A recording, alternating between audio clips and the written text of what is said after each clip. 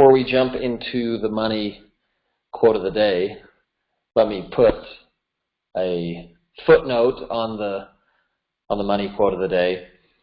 You know, it's funny how sometimes our beliefs about money are not really our beliefs to begin with. I mean, you think about it from little, both from what we've been told and more so what we've seen is what creates what our opinion of money is, or what is our perceived opinion of money, where the question we kind of have to ask ourselves is when money's discussed, when we earn money, when we save money, when we're smart with money, when we're not smart with money, how do we feel about our relationship with money? Not what do our parents say we should feel about money, or what their opinion is about money, or what their feelings are that have just been passed on to us. Is that's a difficult thing in life a lot of the times, because the things that we do feel that we have are majorly influenced by the people around us. But then at the end of the day, we kind of have to look around at the people around us and say, the way that they feel, or the way that they have me feeling and thinking, and then in turn acting, do I like it, or do I maybe need to upgrade my associations? And so even though the Impact School of Money is about money, a lot of the time people will assume that money's just money, and it's kind of its own separate thing, where it's integrated in our lives so much, and how we deal with it, what we do with it, how charitable we are with it has a lot to do with our surroundings. And so it's testing our surroundings and asking ourselves if the surroundings that we're surrounding ourselves with, is it getting us the results that we feel we should have, or that we feel like we could serve the world with? Because by thinking small about money and making small money and doing small things with money doesn't make the world a better place.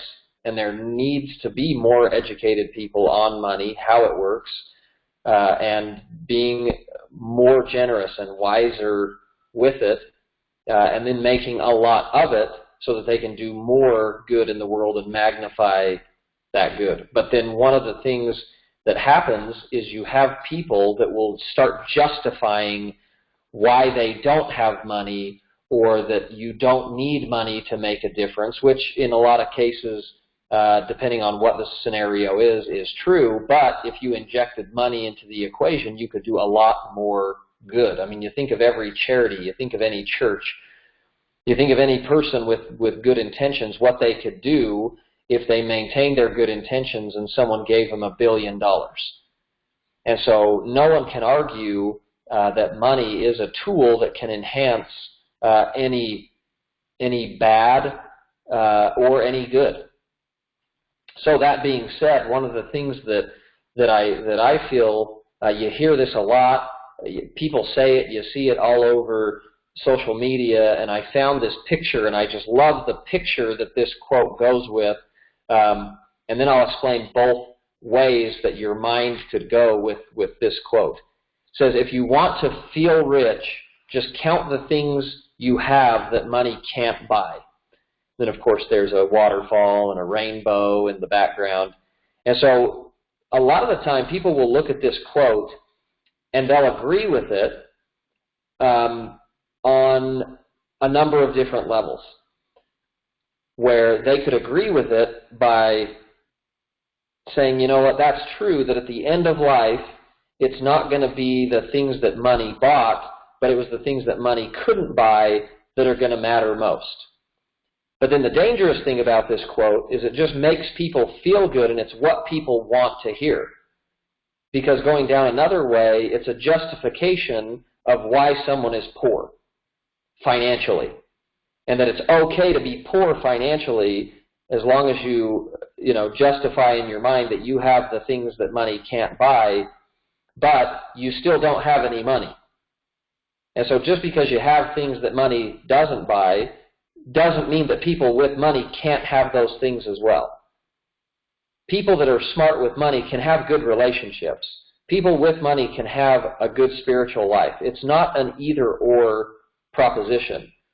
But a lot of the time, people that don't want to take 100% responsibility for their life will use quotes like this to justify their laziness and lack of knowledge, or just flat-out laziness, to go and do what they should do, or to justify that, you know, it actually takes work to become financially free.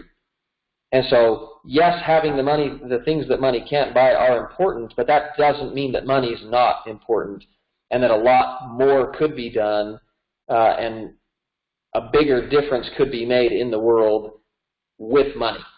But I feel society's going this way a lot, and it's about how you feel, and count your blessings, and the new rich is just being happy. Well, yeah. Anyway, so there's the money quote of the day, is that you can have both. It's not an either or thing, that you can have both.